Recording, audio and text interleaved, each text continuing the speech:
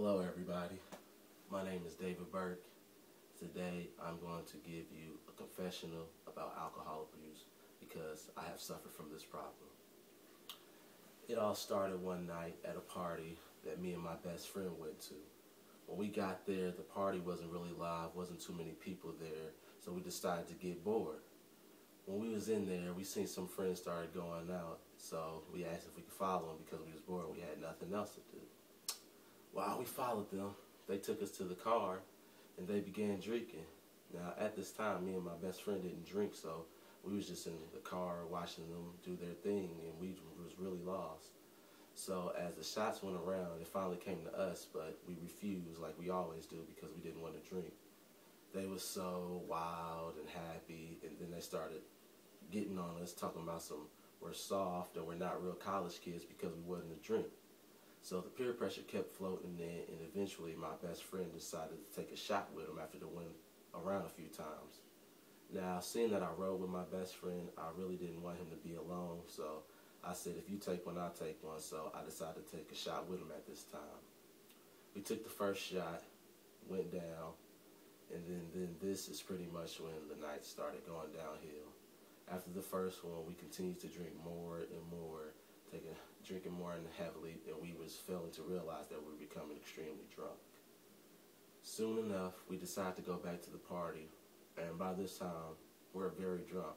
So we're loud, dancing with everybody, talking to girls any which way, so a lot of them getting mad at us, and they're saying we're not acting the way we normally do. But we don't care at this time. We're just there to have a good time, so we just keep doing what we're doing, not minding anybody. This is when the night took a turn. This was the last thing I really remember. The next morning, all I know is I woke up and I was in my bed. The worst part is when I first woke up, I didn't even know I was in my bed. I was very confused. But then I was like, how did I even get here? So during this time between all of this, I blacked out. But pieces slowly started floating in.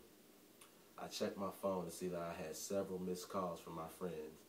And then I checked my voicemail and also seen I had several voicemails as well. The first voicemail was from a few of my friends, some of them saying that I was acting real ignorant but having the time of my life. And then some of them was asking me, was I all right, and where's my best friend? So then this is when it started getting me a little confused. So then I checked another voicemail of mine, which was even bigger clue. This voicemail, it was actually my insurance company.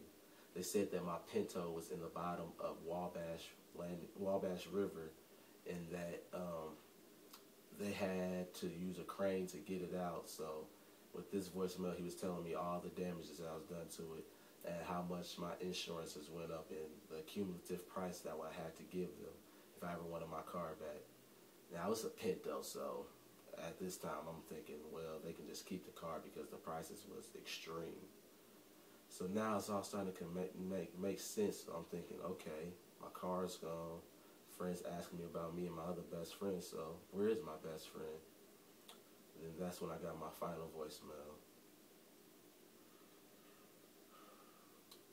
The voicemail was from the hospital saying that my best friend was in critical condition because he had an extreme amount of water in his lungs and he had bruises all over his body. They told me he was strapped to an IV and that he was in critical condition and they don't know if he would be able to survive. So with this, I became extremely nervous. I didn't know what I'd do. And then I realized that after we was drinking so heavily, I guess I thought I was good enough to drive home, and we ended up swerving off the bridge into the river.